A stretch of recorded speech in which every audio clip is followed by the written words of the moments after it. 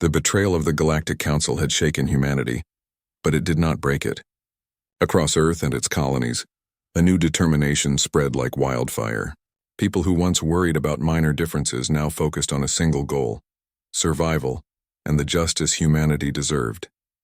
Governments set aside centuries of disputes. Former rivals became collaborators, pooling resources, knowledge, and talent. Spaceports once filled with luxury ships were now filled with warship designs, weapon systems, and supply convoys. Cities that had known only peace now hummed with purpose. The factories and laboratories of Earth worked day and night, producing what would soon become the most powerful human fleet in history. In orbital shipyards above Mars, massive hulls of warships floated in the vacuum, glimmering under the light of the nearby sun. Engineers, scientists, and pilots moved with precision and urgency. Every surface, every system, every shield and cannon was designed not just to fight but to endure. Innovations flowed from every corner of human ingenuity. Weapon systems combined speed, accuracy, and energy efficiency. Shields were crafted to bend light and resist impacts that alien fleets thought unstoppable. Fleet commanders studied old tactics, then threw them away, developing strategies that relied on adaptability and unpredictability. Admiral Kale, now head of the newly formed Human Defense Command, walked through the shipyards with his team. Every ship had a purpose, every crew a mission. "We will not fight like our enemies," he said, his voice steady and calm. "They expect formations. They expect discipline. They do not expect creativity, and that is our advantage." On Earth, civilians joined in the effort. Artists and engineers worked together to design insignias and markings for the fleet. Teachers trained students in navigation and strategy using advanced simulators. Farmers and workers contributed by sending raw materials and supplies to orbital stations. Everyone, from the youngest child to the oldest citizen, felt a part of this movement.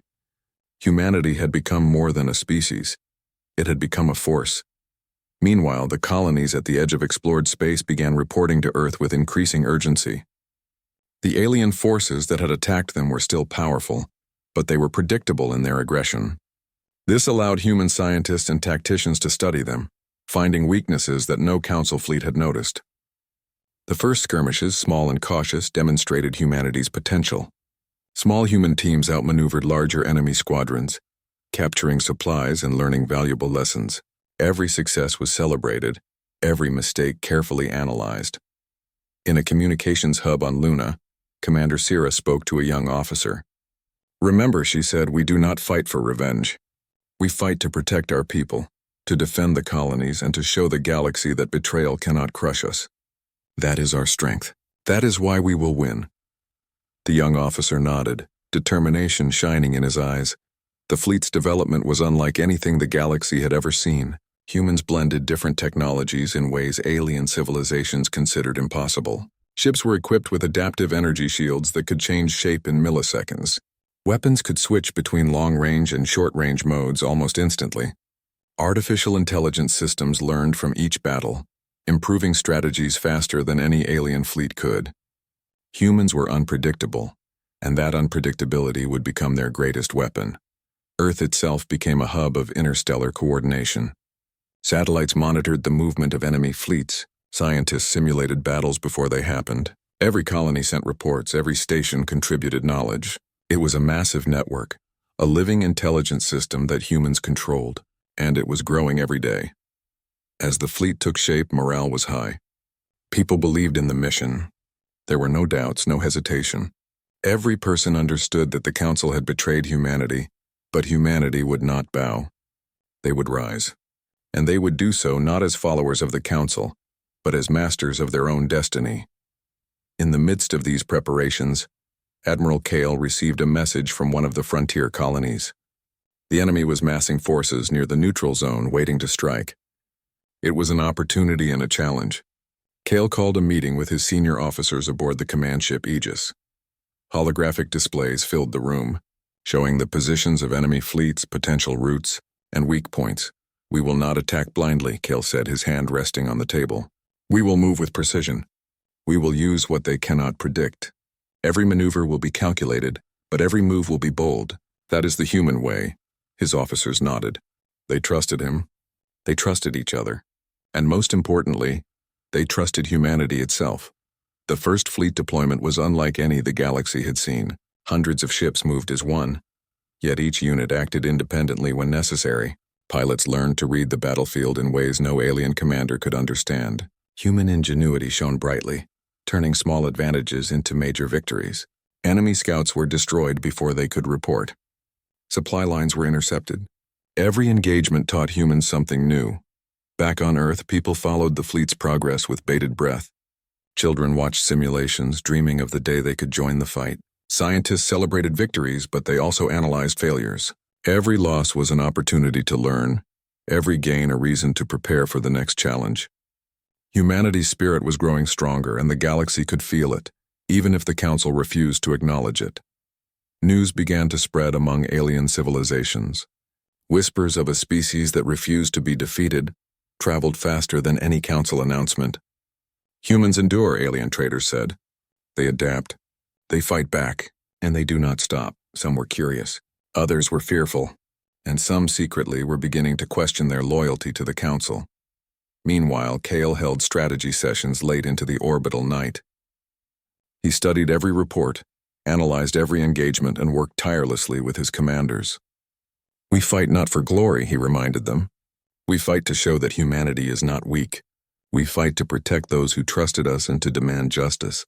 Every ship, every person, every action counts. Remember that." As the weeks passed, the fleet grew larger. Colonies contributed ships, resources, and personnel. Earth became the heart of a living, breathing force that could not be ignored. The name of the fleet spread, Armada Dawn. It symbolized hope, unity, and the awakening of a species that had been underestimated for far too long. Even in the darkest corners of space, where enemy forces thought themselves safe, the signs of human innovation appeared. Small strikes disrupted supply chains. Reconnaissance drones returned with intelligence that the Council thought hidden. And every success, no matter how small, reminded humans that their betrayal had given them something invaluable: clarity. They knew the truth of the galaxy, and they would use it. On Earth, the population continued to contribute. Schools became training centers. Factories produced critical parts. Scientists and engineers designed faster and stronger ships. The people were no longer passive observers. They were part of a movement that would soon make the galaxy take notice. And yet, Admiral Kale knew the fleet was still young. The battles ahead would be difficult.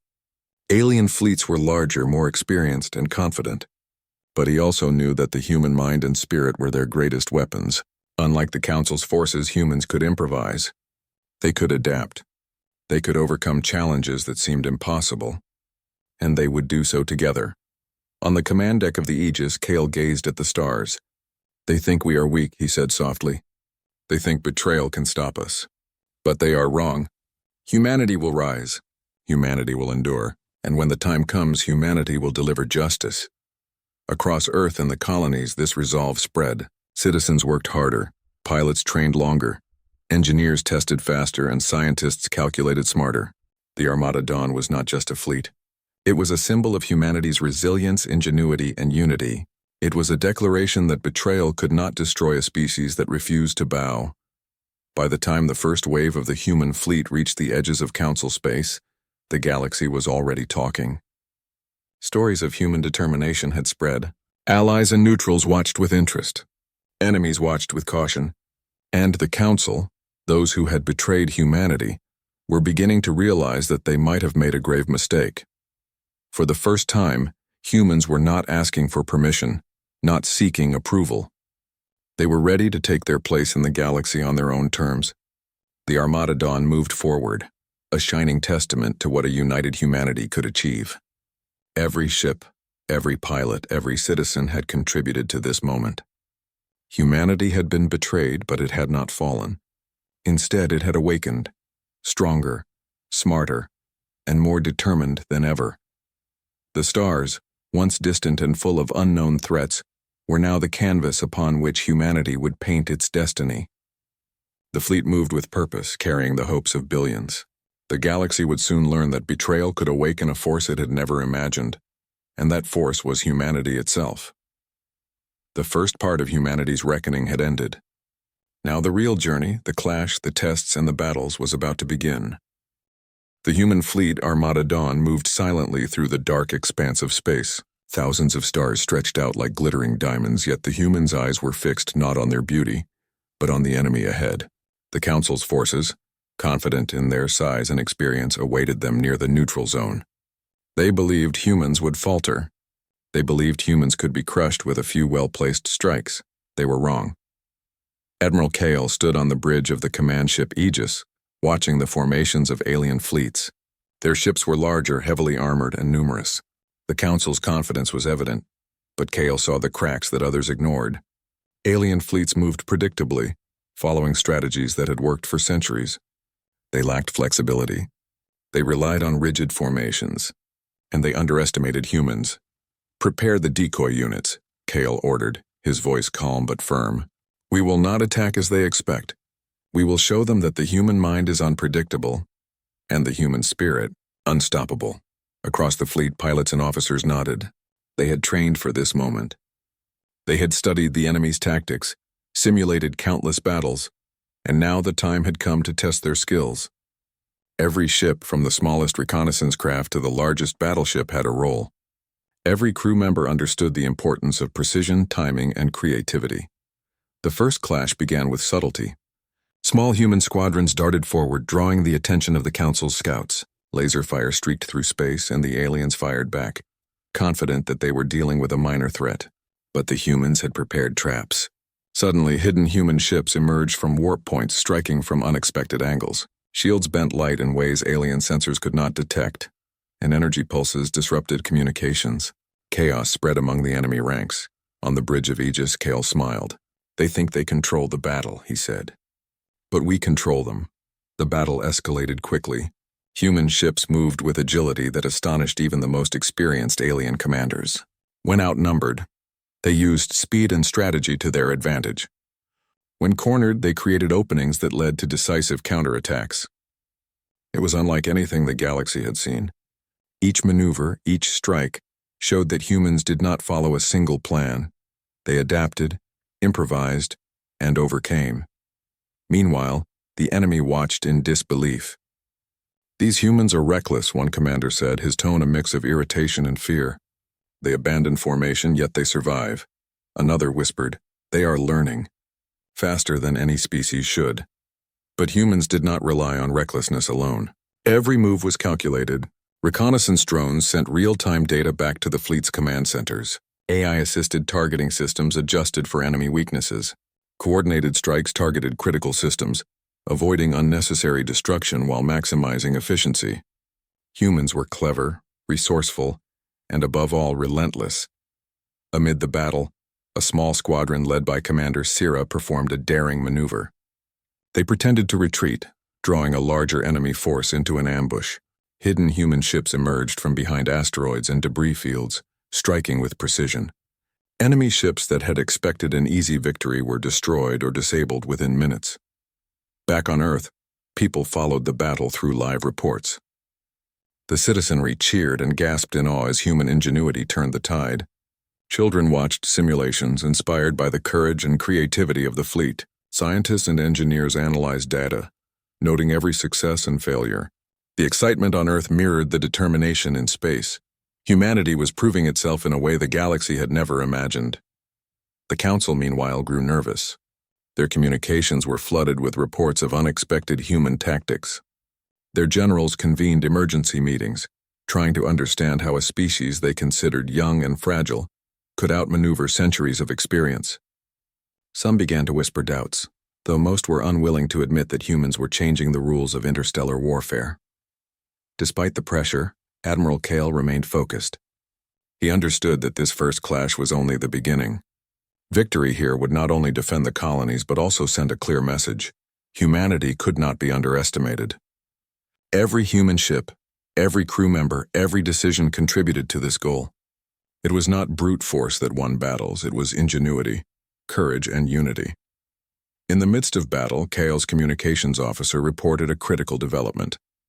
"Admiral, enemy reinforcements are approaching from the outer sector. They are faster than expected." Kale studied the holographic display, analyzing the situation in seconds. "Then we adapt," he said. "Deploy the interceptor units to flank them." The rest of the fleet maintains pressure here. They will not see our true strength until it is too late. The maneuver worked flawlessly. Enemy reinforcements were caught in a trap, their larger ships unable to respond quickly. Human pilots executed complex patterns, striking weak points and coordinating attacks with unbroken precision. The Council's forces faltered, unable to predict human tactics. The very unpredictability that had once been dismissed as recklessness became humanity's greatest weapon. As the battle continued, stories of individual heroism emerged. A young pilot named Lyra led a small squadron through a field of debris, dodging enemy fire to disable a critical weapons platform. Her quick thinking saved dozens of human ships and allowed a counterattack to succeed. Another officer, Lieutenant Haroun, calculated a maneuver that redirected enemy fire into their own ships, demonstrating creativity under pressure. These moments inspired the fleet, proving that humans were not only adaptable but courageous in the face of danger. After hours of intense combat, the human fleet had achieved a decisive victory. Enemy forces were scattered, their supply lines disrupted and their morale shaken. Human ships, though damaged, had proven that strategy and unity could overcome numerical superiority. Communications from alien observers expressed astonishment and, in some cases, fear. The whispers spread. Humans endure. They adapt. They fight in ways no species should. Back on Earth, celebrations erupted. Streets were filled with cheers, songs, and banners proclaiming human ingenuity and bravery. Leaders spoke to their citizens, emphasizing that this victory was not the end but a signal that humanity had become a force to be reckoned with. The people felt pride, hope, and determination. Humanity had faced betrayal, and now it had faced battle and survived. Yet amidst the triumph, Kale reminded his officers of the challenges ahead. "This is only the beginning," he said. "The Council will not ignore us forever. They will regroup, reinforce, and attempt to crush us. But we have shown the galaxy what humans are capable of. We fight with intelligence, courage, and unity, and as long as we remain true to these principles, we will endure." The victory of the first clash changed more than the battlefield. It shifted perception across the galaxy. Neutral civilizations began to watch humanity with curiosity, rather than disdain. Some traders and explorers whispered about potential alliances. Even council members who had once dismissed Earth as inconsequential started to reconsider their position. Humanity's rise could no longer be ignored. In the aftermath of the battle, the human fleet regrouped near a neutral star system. Repairs were underway, supplies replenished, and new strategies discussed. The fleet had learned valuable lessons, and every officer and pilot understood that adaptability and creativity would continue to be their greatest advantages. Admiral Kale addressed the fleet over the communication channels. "Today we fought not just for survival but for the honor of our species. We have shown the galaxy that humanity cannot be controlled, underestimated, or ignored. Remember this feeling, carry it forward, and let it guide every decision we make. The Council betrayed us, but humanity endures. Humanity adapts, and humanity will rise." As the stars twinkled silently around them, the fleet prepared for the next challenge. The first clash had been a test, a confirmation of human ingenuity and determination. But Kale knew that the path ahead would be more dangerous, more complex, and more challenging. The Council would not remain idle, and enemies would grow stronger. Still, there was no fear in the hearts of the fleet. Instead, there was confidence, courage, and a deep understanding of what it meant to be human. They had endured betrayal. They had risen, and now they had proven that no force in the galaxy could easily break them. The first clash was over, but the story of humanity's rise had only begun. The galaxy had seen what humans could do when pushed to their limits. The Council had underestimated the wrong species.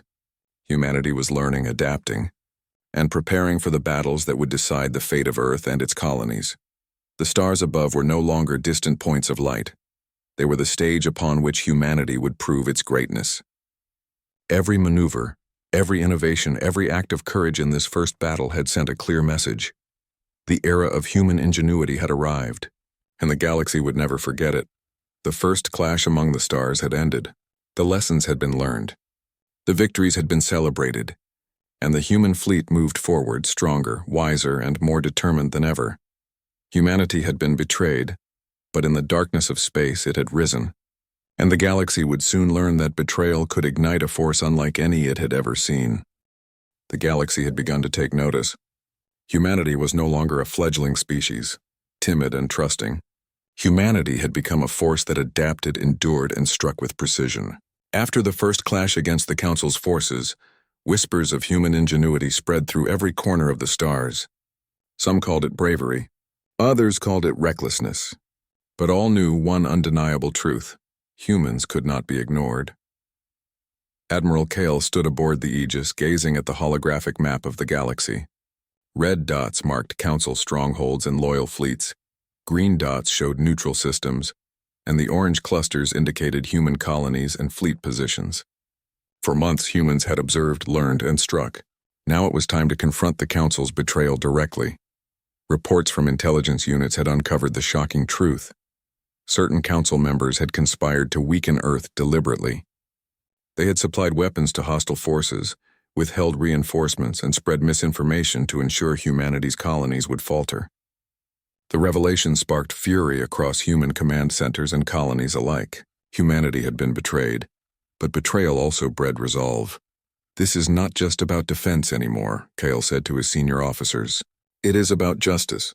We fight to protect our people and to hold those responsible accountable. The Council underestimated us, but they will learn the cost of betrayal." Preparations for the next phase of operations began immediately. The fleet had grown since the first clash, adding new ships and new crews from colonies that had joined humanity's cause.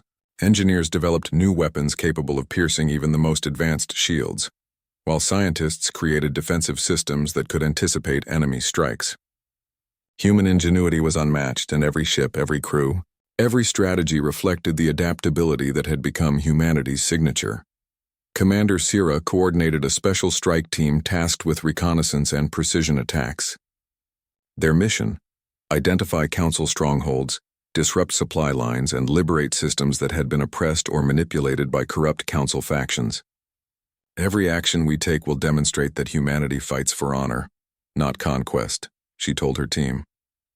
"We are not here to rule, only to deliver justice." The first target was a strategically important star system controlled by a Council member who had secretly armed hostile forces against human colonies. The system's defense grid was powerful, its fleet formidable, and the planets heavily monitored. But humans had learned that brute force was rarely the key. Kale's plan relied on strategy, intelligence, and adaptability. The human fleet approached in silence, hiding within asteroid fields and using cloaking maneuvers that alien forces did not anticipate. Small strike teams moved ahead, disabling communication satellites and security outposts. As the Council's defenders scrambled to respond, human ships appeared from multiple directions, striking weak points simultaneously. The battle was intense, but it showcased what humans did best: adapt in real time, exploit unexpected opportunities, and fight with determination that seemed almost impossible to match. Within hours, the system fell under human control. Civilian populations were unharmed, and systems once oppressed by the Council's conspirators found relief and protection. Human crews repaired damaged infrastructure and restored essential services. Unlike other powers in the galaxy, humans fought to defend, not dominate. This distinction began to spread, earning humans respect even from neutral or wary civilizations. Kale and his officers studied the outcome carefully. Every success provided lessons for future operations. Every minor setback was analyzed, corrected, and improved upon. Humanity's approach was systematic yet creative, combining precision, speed, and human intuition. This balance allowed the fleet to maintain its edge, even against larger, more experienced enemies. As news of these victories spread, colonies across the galaxy began to rally behind humanity. Some sent ships and resources to join the fleet. Others provided intelligence, offering insights into Council operations that humans could exploit. Even among neutral civilizations, admiration and curiosity grew. "The humans fight with honor," one alien envoy reported. "They do not seek empire, only justice." There is power in that resolve. But the Council did not remain passive. Alarmed by human successes, its leaders ordered fleet reinforcements and deployed their most experienced commanders. They sought to crush the humans before their influence could grow further. Yet their efforts often failed. Human adaptability, creativity, and unity allowed them to outmaneuver larger forces. Council ships were disrupted, supply lines cut, and communications intercepted. Each victory further bolstered humanity's confidence, showing that the betrayal they had suffered could never defeat them. In one decisive engagement, the Aegis led a fleet against a council armada sent to reclaim a liberated system. The battle raged across multiple planets, with human pilots performing daring maneuvers and engineers adjusting ship systems on the fly. The Council had anticipated a standard confrontation, but humans never fought standard. They adapted, changed formations, and exploited weaknesses with precision. The Armada was forced to retreat, its commanders bewildered by human strategy and determination. Amid the chaos, Kale broadcast a message across the galaxy. "We seek no conquest. We seek no empire. We fight for justice, for the honor of our people, and for the right of all civilizations to stand against betrayal. Let this be a warning humanity endures, adapts, and rises. Betray us, and you will see the strength we command." These words spread far and wide, inspiring not only humans but also those in neighboring systems who had suffered under Council manipulation. They began to understand that humanity's fight was not merely for survival, it was for the principles of fairness, unity, and honor. Back on Earth, people followed every development with anticipation. Celebrations erupted as news arrived of system after system liberated. Civilians continued to contribute, providing supplies, repairing ships, and maintaining vital infrastructure. Scientists continued to innovate, ensuring that every new ship and weapon system built on the lessons learned from previous victories. Schools and universities trained new officers, pilots, and engineers, preparing them for the battles yet to come. Humanity's entire civilization had become a wellspring of preparation, adaptation, and determination. Meanwhile, Kale prepared for the next phase, confronting the Council's central stronghold. The betrayal had originated there, and it was time for accountability. The fleet would not attack blindly. They would use every resource, every strategy, and every advantage humanity had developed over months of preparation. Reconnaissance teams mapped out the region, supply lines, and defenses. Engineers devised systems to counter the Council's most advanced technology. Pilots trained relentlessly, knowing that the upcoming battle would test everything they had learned. Humanity had learned that fighting was not just about strength. It was about intelligence, creativity, and courage. The Council had relied on power, predictability, and control. Humans relied on adaptability, innovation, and unity. This difference would define the coming confrontations. As the fleet gathered near the Council's domain, a sense of purpose filled every ship. Crew members reflected on the journey that had brought them here: betrayal, preparation, training, and victory. They were no longer the species the Council had underestimated. They were a force capable of challenging the greatest civilizations in the galaxy, a force united by honor, determination, and justice. Kale addressed the entire fleet through a secure channel. "We have faced betrayal. We have endured. We have learned and we have grown. The Council believed they could break us, but they have only made us stronger. Soon we will confront the source of their treachery. We will demand justice, and we will show the galaxy what it means to underestimate humanity. Stand ready, stand united, and remember that our strength is not in numbers alone, but in our spirit, our intelligence, and our courage." The fleet responded with unwavering resolve. Thousands of ships, tens of thousands of crew members, and countless civilians stood together, ready to deliver justice. Humanity had risen from betrayal, and now they would strike with precision and honor, demonstrating to the galaxy that no betrayal could destroy them. As the Armada Dawn moved forward, the stars ahead seemed brighter, not with light alone, but with the promise of justice and the hope of a species that refused to bow. Humanity had endured betrayal. Humanity had adapted. Humanity had risen. And now, humanity would forge justice in fire, showing that no power, no council, and no conspiracy could extinguish the human spirit. The stage was set. The Council's stronghold awaited. The fleet was ready, and humanity, united, determined, and fearless, prepared to confront its betrayers with the strength, ingenuity, and honor that had become its signature. The fires of justice were about to be lit, and the galaxy would witness the rise of humanity in a way no one had ever imagined. The stars ahead were no longer just points of light. They marked the edge of the Galactic Council's central stronghold, the seat of betrayal, corruption, and hidden conspiracies. After months of preparation, battles, and victories, humanity's fleet, Armada Dawn, had arrived. Thousands of ships stretched across the void, shimmering like a silver tide against the darkness of space. Every captain, pilot, and crew member knew what was at stake. This was the moment to confront those who had betrayed Earth and its colonies. Admiral Kale stood on the bridge of the Aegis, gazing at the immense Council fortress ahead. Massive, heavily shielded, and defended by countless warships, it seemed almost impenetrable. But Kale saw something the Council did not: the power of human ingenuity, determination, and unity. The Council relied on fear and size. Humanity relied on intelligence, creativity, and courage, and that would make all the difference. "Positions, everyone," Kale ordered. "We move carefully but decisively. Today we show the galaxy the cost of betrayal. Today we deliver justice." The fleet moved with precision, each ship following complex formations designed to confuse the enemy while maintaining coordination. Smaller strike teams darted ahead, hidden by asteroid belts and cloaking fields, ready to disable communication satellites and weaken enemy defenses. The larger human fleet prepared to strike where it would matter most: the Council's command center. Council fleets responded immediately. Massive warships shifted into formation, energy shields glowing and weapon systems powering up. They had underestimated humanity before, and now they were determined to crush the defiant species. Confidence radiated from their ranks. They believed victory was inevitable, but the humans were ready. The first exchanges were lightning fast. Human interceptors darted between the enemy ships, drawing fire while larger battleships targeted weak points in the enemy fleet. Missiles and energy pulses streaked through space, but humans had anticipated every pattern. Shields adapted, weapons redirected. Every move was calculated and fluid, yet full of unpredictability. The Council had expected order. They received chaos executed with precision. In the midst of battle, Commander Sira led a small squadron through a dense asteroid field, dodging enemy fire to disable a primary weapons array.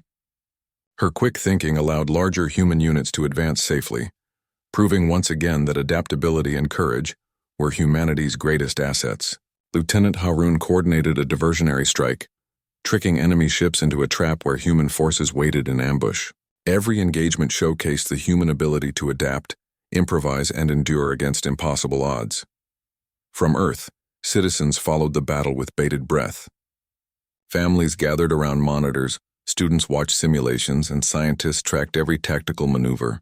Humanity was no longer a silent observer in the galaxy. It had become a living force, commanding attention, respect, and even fear.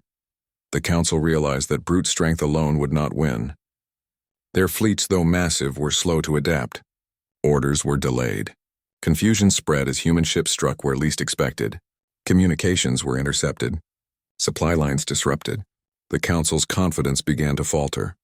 Admiral Kale remained calm, guiding his fleet through the chaos. "Remember," he said over the fleet-wide channel, "we fight not for vengeance but for justice. Every action we take must reflect honor. We do not destroy what we do not need. We protect civilians. We strike only where betrayal lives. This is what makes humanity strong." The battle reached a critical moment as the human fleet approached the Council's central command station. Massive energy shields surrounded the fortress, and concentrated fire threatened to overwhelm human ships. But the humans had prepared for this. Specialized units deployed new energy disruptors, weakening the shields in precise locations. Coordinated strikes from multiple directions tore through defensive lines, creating openings for the fleet to advance. For the first time, the Council's leaders realized that the humans were not just attacking. They were executing a strategy no species had ever attempted. Each strike was deliberate, each move adaptive, and each crew member acted with courage and intelligence. Humanity's unity had become its most powerful weapon. The fortress began to falter under combined attacks. Strike teams disabled communication systems, and human engineers infiltrated defense networks to neutralize automated turrets. The Council fleet, once confident, scrambled to respond. Chaos spread through their ranks, morale faltering as humans exploited every opportunity. The tide of the battle had shifted irreversibly. Finally, the Council's central command issued an order: surrender. The humans, having captured the primary systems and disabled critical defenses, now controlled the battlefield. Kale addressed the Council directly via a secure channel, his voice steady and firm. You betrayed Earth, you abandoned our colonies. You conspired against us for fear of what humanity could achieve. That betrayal ends today, Kale said. We seek no empire. We seek no conquest. We demand justice. You will answer for your actions, and humanity will never be deceived or oppressed again. The council had no choice. Humbled and defeated, they complied. Human officers boarded the fortress, inspected records, and secured critical systems.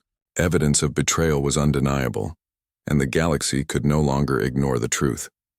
Even as victory was achieved, humanity acted with honor. Civilian populations within council systems were protected. Infrastructure was repaired. Resources were distributed fairly. Human leaders emphasized that their fight was not for power, but for justice, fairness, and the right of all civilizations to stand against corruption and deceit. The aftermath of the battle reshaped the galaxy. Council members, humbled by defeat and exposed for their betrayal, were forced to grant Earth equal standing among interstellar civilizations. Alliances were reconsidered, treaties rewritten, and new systems opened to trade and cooperation with humanity. The message was clear. Betrayal had consequences, and humans had proven themselves to be both powerful and principled. On Earth, celebrations erupted. Streets were filled with joy, pride, and relief. Children watched as the story of humanity's triumph spread across the stars. Citizens continued to contribute to rebuilding efforts, knowing that vigilance, unity, and intelligence were the true keys to survival. Humanity had endured betrayal, faced overwhelming odds, and emerged victorious not through aggression, but through determination, ingenuity, and honor. Admiral Kyle addressed the fleet one final time, his voice carrying across the galaxy through secure channels. Today, humanity has shown the strength that comes from unity, courage, and intelligence. We have endured betrayal, faced impossible odds, and delivered justice. Remember this lesson. We are not to be underestimated. We will continue to explore, to innovate, and to protect. But let this be clear to all who consider betrayal or deceit. Humans endure, adapt, and rise stronger than before. This is our legacy. This is humanity's promise. As the stars stretched endlessly around them, the fleet moved forward, not as conquerors, but as guardians of honor and justice. Humanity had faced the ultimate betrayal, and transformed it into a force for good and righteousness across the galaxy. Every ship, every crew member, and every citizen had played a part in this extraordinary journey. And so humanity's rise was complete. The betrayal that once threatened to destroy them had forged a species stronger, wiser, and more respected than ever.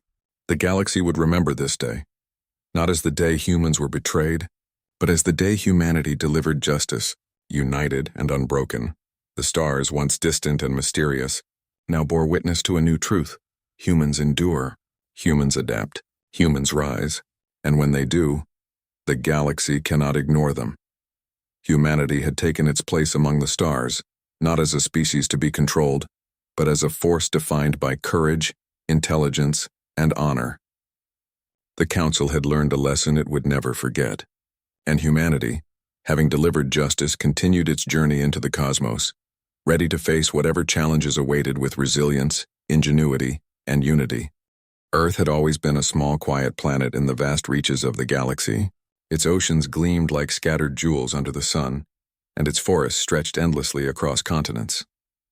From the perspective of the Galactic Union, Earth was little more than a faint blue dot, spinning quietly in the Sol system. But for those who lived on it, Earth was fierce, unyielding, and unforgiving. Its storms could swallow entire cities, its earthquakes could rip the ground asunder, and its predators could challenge even the strongest humans. Yet humans endured. They thrived. They survived. In the year 2487, humanity achieved what many thought impossible. They reached out across the stars. For decades, Earth's scientists and engineers had worked in secret, building a communication network capable of speaking to the Galactic Union. Finally, a message was ready. It was simple, polite, and hopeful. We are here. We wish to join your union. We seek friendship, knowledge, and peace. At the moment the transmission left Earth, a quiet excitement spread through the planet. People stopped in their streets listening to public broadcasts. Children pressed their faces to screens, dreaming of what lay beyond the stars. Governments held celebrations while private citizens whispered of adventure and exploration. For the first time in human history, Earth had reached out to the galaxy, and it was a moment of pride. Weeks passed.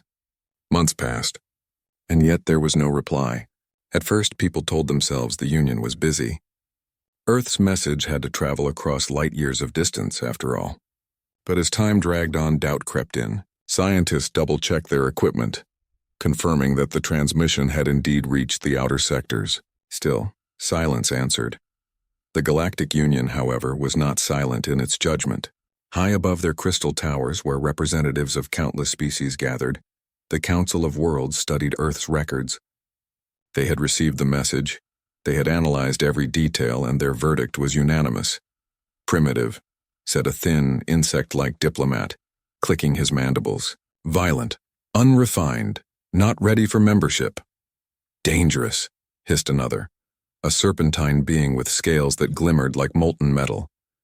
A species thriving on conflict, too unpredictable to mingle with our societies. The human message, filled with hope and curiosity, was dismissed before it even reached Earth. To the Union, humanity was a curiosity, a dangerous pet, and nothing more. Back on Earth, life continued as usual, but a shadow of frustration grew. Leaders spoke in quiet meetings about the Union's decision, their voices low but tense. They do not see what we are, one ambassador said. They judge us by their standards, but we are not them. We survive in ways they cannot imagine. And it was true. Earth was not like other worlds. Its atmosphere could be deadly to species that relied on stability and calm. Its weather was harsh, its predators fierce, and its landscapes often merciless. Yet humans did not merely survive, they adapted. Cities had been built to withstand earthquakes and storms. Medicine had evolved to counter infections that would have wiped out other species. Even in conflict, humans had learned to work together, to pool knowledge, and to overcome challenges that might have destroyed a gentler species. In homes across the planet, ordinary people felt the insult keenly. Farmers, engineers, teachers, and soldiers alike, everyone had contributed in some way to humanity's survival. And now the galaxy looked at them and called them primitive. The word stung more than any storm, more than any disaster Earth had thrown at them. On the streets of New Tokyo, a young scientist named Aiko Tanaka watched the message feed from the global news. Her eyes, dark and bright with intensity, reflected both pride and anger. "We survived everything," she whispered to herself. "Storms, earthquakes, famine, war. And they still think we are weak?" In New York, a former soldier named Marcus Hale clenched his fists as he listened to a similar report. "Weak?" he muttered. "They don't know what it means to live on Earth, to fight every day just to stay alive. They think we're weak? We'll show them." Across continents, similar whispers grew into a quiet chorus. Humanity did not bow. Humanity did not beg. Humanity did not break.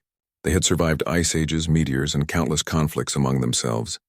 Now the galaxy had dismissed them, and that dismissal would not go unanswered. Governments, once divided by petty conflicts, began to see a new purpose. Diplomatic tensions that had lasted decades were set aside as leaders realized that Earth's future could no longer depend on others' mercy. The planet began to organize in unprecedented ways. Space programs were accelerated, military fleets were strengthened, and scientists worked to create technology that could match or even surpass the Union's standards. Even ordinary people contributed. Engineers improved spacecraft designs with rapid prototyping techniques. Farmers experimented with new materials to build more resilient habitats. Students studied languages, mathematics, and interstellar navigation, dreaming not of peaceful visits but of survival, of proving humanity's place among the stars. As months turned into years, Earth changed quietly but profoundly. Its cities became more resilient, its fleets faster and stronger, its people smarter and more unified. And yet the spirit of the planet remained the same, stubborn, daring, and unyielding. Humans were ready for whatever the galaxy might throw at them. And somewhere beyond the edges of known space, the galaxy itself began to take notice, not because humanity had asked politely, but because humans had begun to act. Their fleets were small but ambitious. Their ships were crude compared to Union standards, yet each one carried crews who refused to accept defeat. Each one carried a species that had learned to survive where others would perish. Even if the Union ignored them, humanity was already awakening to its own potential. They did not need approval. They did not need allies. They needed only to be themselves. And for the first time in centuries, humans looked at the stars not with hope of friendship, but with the determination of those who would carve their place in the universe, no matter the cost. At a secret observatory in the Himalayas, Aiko Tanaka looked at a model of the galaxy projected in her lab. Tiny points of light represented Union worlds and a single blue dot represented Earth. She placed her hand over the blue dot. "They don't see us yet," she said. "But they will. They will learn that survival is not weakness, that danger is not evil, that Earth is alive, and we are alive with it." In the deserts of Africa, Marcus Hale trained recruits in harsh conditions, simulating everything the Union might throw at them. They ran under the scorching sun, carried heavy equipment, and learned to fight with intelligence as well as strength. He watched the new generation of humans, and a fierce pride filled him. "They think we are weak," he said. "Let them watch what we can do." Meanwhile, scientists around the world worked on new forms of communication, faster propulsion, and advanced defenses. Engineers debated designs late into the night. Students mapped the nearest star systems, imagining not peaceful visits but the first steps of a species that refused to remain ignored. The dismissal by the Union had sparked a transformation. What had begun as frustration grew into purpose. What had been doubt became determination. Humanity was no longer merely asking to join the galaxy. They were preparing to meet it on their own terms. And somewhere, far beyond Sol, a few Union scouts picked up signals, strange patterns, not violent, not aggressive, but undeniably human. The scouts reported back, puzzled and uneasy. The galaxy had dismissed Earth once, but something was stirring, something that could not be ignored for long. The planet itself seemed to echo the determination of its people. Earth's oceans roared in storms that mirrored human courage. Its forests whispered through the wind of endurance and hope. Its mountains stood tall, unyielding, the silent guardians of a species that would no longer be dismissed. Humanity's call had been ignored, but in ignoring it, the galaxy had awakened a force it did not yet understand, and Earth, the harsh, relentless death world, had begun to prepare for the moment when humans would step into the stars, not as supplicants, but as survivors, as warriors, as pioneers. For now, the planet waited. Its people trained, built, and dreamed. The galaxy did not know it yet, but the Deathworlders were stirring, and when they awoke fully, no one would doubt them again.